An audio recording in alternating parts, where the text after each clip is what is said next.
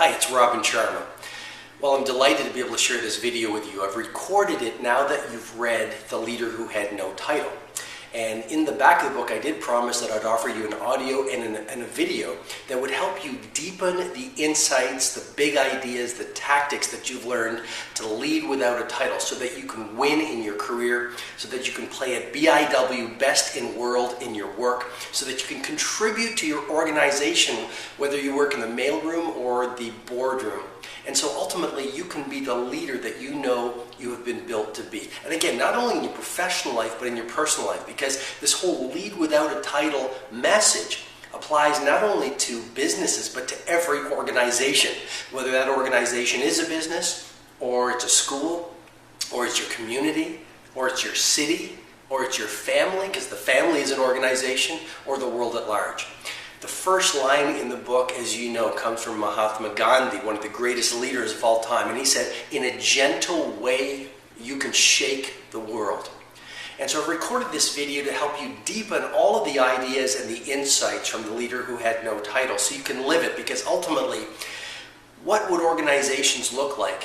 What would the world look like if every single one of us not only accepted the opportunity, but the responsibility to lead without a title, or to lead where we are planted and play at our absolute best every single day for the rest of our lives? Organizations would transform, cities would transform, nations would be restored to greatness and excellence, and ultimately the world would be a much, much better place through our leadership behavior. Well, some opening ideas that will help frame this lead without a title conversation. First of all, I spent most of my life working with Fortune 500 companies doing one focused thing: building leaders at all levels of the organization. What I'm suggesting to you is right now the number one competitive advantage of your organization comes down to a simple idea: building the leadership capabilities of every single person who populates that organization faster than your competition. The old model of leadership is dead. This old model has failed. That model with the CEO at the top of an organization charismatically shouting out orders to the following masses. I'm not saying that titles are important, and in The Leader Who Had No Title, I was really clear. Leaders and titles are relevant. I mean, every great organization has titles. It creates structure.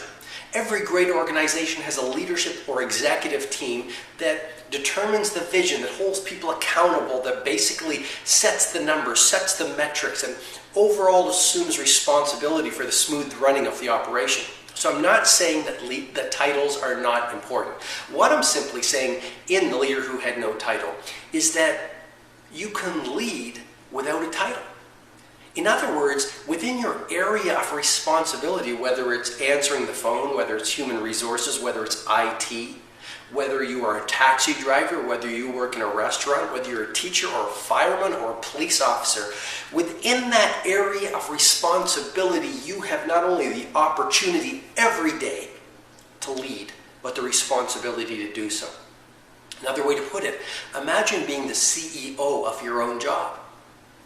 Because there's that line in the book that is touching a lot of nerves and really helping people wake up to their leadership best. And the line in The Leader Who Had No Title is simply this: you can shift from victimhood into leadership.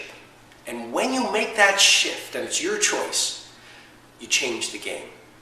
So I really want you to appreciate that lead without a title is a message that will help organizations transform, especially in these turbulent times.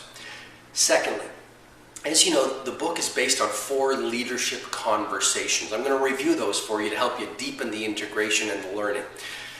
The first leadership conversation is really all about you can lead without a title. And as you know, the teacher in that part of the book is Anna. Anna is a housekeeper in a hotel. She could simply say, all I do every day is clean people's dirty hotel rooms. She could say, I'm powerless. Because one of the things in the book, as you know, is there's 2 types of power. The power you get because you have a title or a position or a certain amount of net worth or a nice car or a big house. But there's a much more powerful type of power, a much deeper type of power, a more sustainable type of power. And that's the power you have today by being human. The power to be inspirational, the power to lead by example, the power to work at excellence regardless of what your job title is and what your work is, and the power to leave people and things and opportunities better than you found them. So the first leadership conversation is all about lead without a title. Second leadership conversation is taught to us by Ty Boyd, that ski pro. And I hope you've enjoyed that part of the book because I really wrote it with great passion. I was writing that part of the book in New Zealand and I was skiing at a place called the Remarkables and Coronet Peak. And in the morning I would actually ski, and then in the afternoon and evenings I would write, and I just fell in love with New Zealand, and I was just in this frame of mind where the very best I had to give I poured out into the book. And so Ty Boyd, this former ski pro, talks to us about the second leadership conversation, which is turbulent times or tough times build better leaders. And what I want you to really go deeper into when it comes to that second leadership conversation is the more you go to your limits, the wider your limits will expand. And so turbulent times for most people or for victims are tragic. They're scary. People go into their silos, they get frightened, they don't innovate, they don't play it wow, they don't stand up in excellence, they don't give their absolute best, they don't drive change because these are turbulent times. Well, we all know that if you're not changing and adapting to these turbulent times, you and your organization will be a dinosaur, and you personally might even lose your job. So the best move you could make is really understand that second leadership conversation, which is turbulent times build better leaders.